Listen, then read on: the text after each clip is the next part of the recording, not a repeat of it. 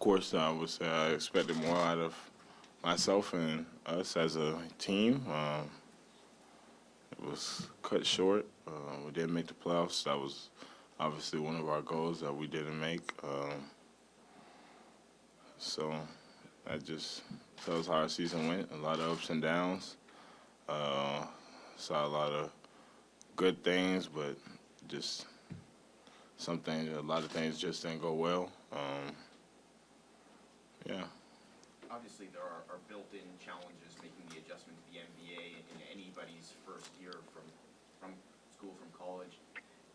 Is it almost more tough, or are there just different challenges in year two coming back with teams preparing for you differently and making that adjustment, I guess, to the league's adjustment to you? I wouldn't say there's nothing super major. Just depends on how you take the game. Every team's going to play you differently. Everything. That's just how the NBA is. Teams are going to play differently each and every single game. Everybody got different defensive principles. But I would say I'm adjusting pretty well. Just got to keep figuring out the game, how it goes. So from a skills point of view, what are you really going to focus on this summer? Are you going to adapt or change the way you train for the summer? What would you like to have different in your game for this time, or I guess next time? Really just keep working on everything. Ball handling, shooting, skill work, a lot of skill work, conditioning, defense, just keep working on my body, just trying to get stronger. So really primarily everything. Is there anything you want to change about how you approach that work, or just sort of fine-tuning it a little bit? Say it again? Is there anything you want to change about your approach to the off-season, how you work, or is it just about, making little changes to the process? Say probably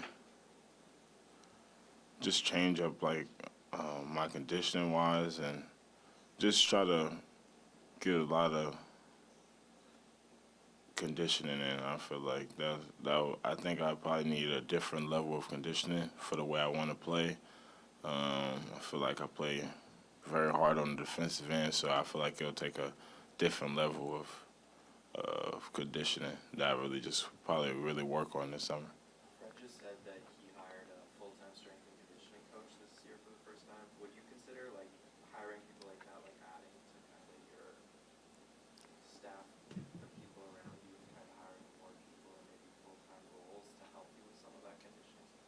I feel like that's something that you can really consider, someone that can just be around you all the time, so you could be able to be more focused on what you really want to work on, someone that's with you all the time, so he'll be able to figure you out what you really need to work on, find what you're not so good at body-wise, and be able to change things so you can just develop at it. So I feel like that's something that you could consider. Is there anything, or how do you think your conditioning impacted your play this year? I wouldn't say it really. I wouldn't say it impacted it super, but I get tired at times where I'm picking up full court the way I play. I do a lot of. I feel like where it all for me, it really starts on the defensive end. So me picking up full court, making a lot of rotations and things that I do on the floor. I feel like it's just going for me to take another step defensively. I feel like it'll just take a different level of conditioning. I work really hard on the defensive end, so I feel like I just gonna take another step from that. Scottie, I feel like just coming off of Rookie of the Year to this year, there's just been a ton of pressure put on you, whether that's social or whoever. But do you use that as a motivation? I feel like there's probably going to even be a higher expectation of you even coming into next season. How can you handle that? Do you use that as motivation in the off season? I don't really feel the pressure, but I think I put a lot of pressure on myself. I don't really look for it in socials and other people. I feel like my highest expectation is for myself. So I feel like I put a lot of thinking into what I really want to become and what I really want to be. And I feel like that's how I really look at the things and how I see myself as a player. I know how I want to get better, and I just want to constantly keep trying to develop in each and every single way where I just want to constantly get better, and I want to make it to the top of the league and be one of those better players in the league. So it's just going to take a different level of a mindset, of work.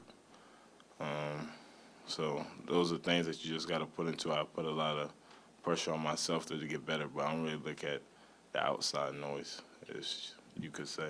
The team had a tough night at the free throw line last night, and the news is being made today about DeRozan's daughter screaming. Did you notice that at all? For sure. It's quiet in the gym. She was yelling, trying to figure out who it was. I was just heard somebody screaming. I was like, "Who is that?" I'm like, "Okay," but I don't know if it really had an effect. It went 18 for 36, so it had to have an effect somewhere. She did a great job. Scottie, Nick is the only head coach that you've had as an NBA player. There's some uncertainty about his future, at least some speculation about it. Would you be disappointed if he wasn't around next year? I love Nick. He allows us to play freely. Gives us that freedom to be able to, if we want to drive to the basket, go to the basket, post up. He loves when we post up and things like that. He gives us a lot of freedom out there on the floor. I love Nick. I guess we'll see what happens. Scottie, when you talk about your conditioning, was there a point this season that it hit you that this is something that really needs to be addressed? Oh, no. I feel like I'm in pretty good condition. But I just want to take it to another level, with my training. So that's the reason why I said that. But I don't think it hit me at all. I always play with a lot of energy when I'm out there on the floor. Try to stay locked in. So that's something I really just focused on. You mentioned different defensive principles for every team. Was there one this year that you thought was particularly intriguing or challenging that you saw?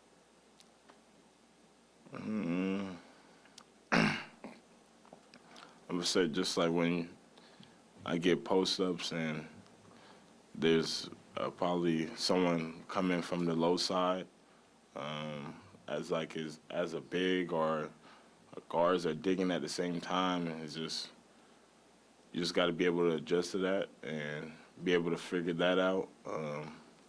I go left and I spin. Someone's coming to double, so you just got to be able to prepare for that as a player.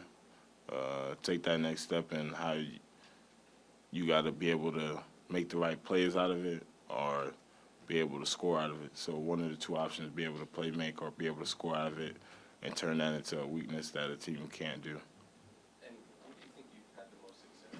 Just talking about the post-up then, against like the low help, the help from the top, maybe like help on the catch, help on the dribble, and like what did you find that you had the most success against specifically in post-up? You just got to find different counters. Be able to not settle for things, but be able to try to get to the rim. And if the rim's not open, you got to be able to find a counter out of it. I feel like that's the main thing out of that. Say first year, my mindset was just trying to go to the rim, but I feel like this year I was finding counters out of it and be able to make different moves out of it. Pascal's somebody who, especially the escape dribble and to re-engage on the post-up when there's attention. You guys work on that stuff in practice together a lot? We don't really work out together, but you see, I watch him work out a lot.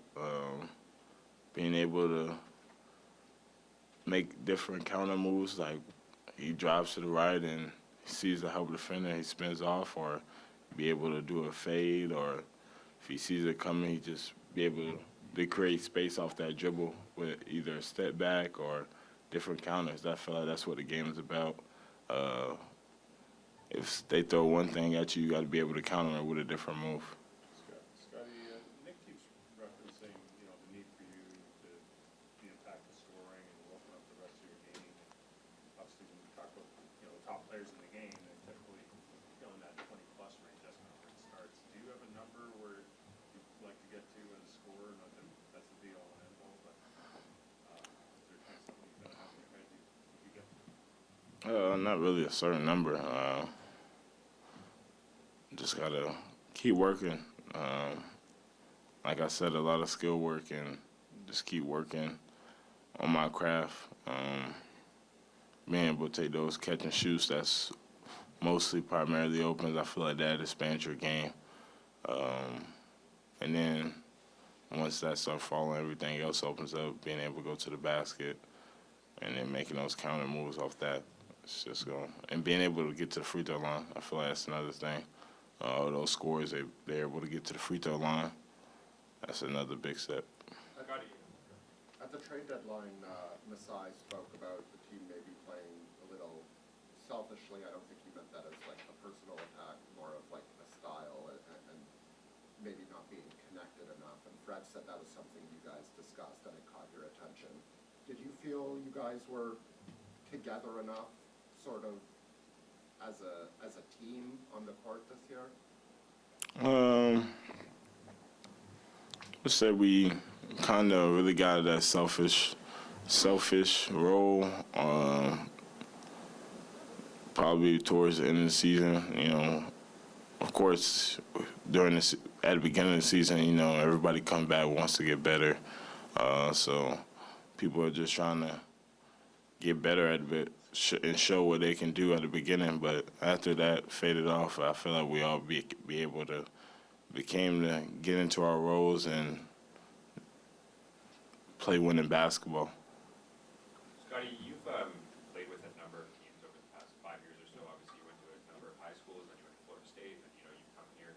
Sort of, how do you grapple with the end of the season, where you don't know what next year could look like, just from a personnel standpoint? Guys could be going in and out. And how do you grapple with the personal relationships that you've developed over this year, and not really knowing who's going to be here next year?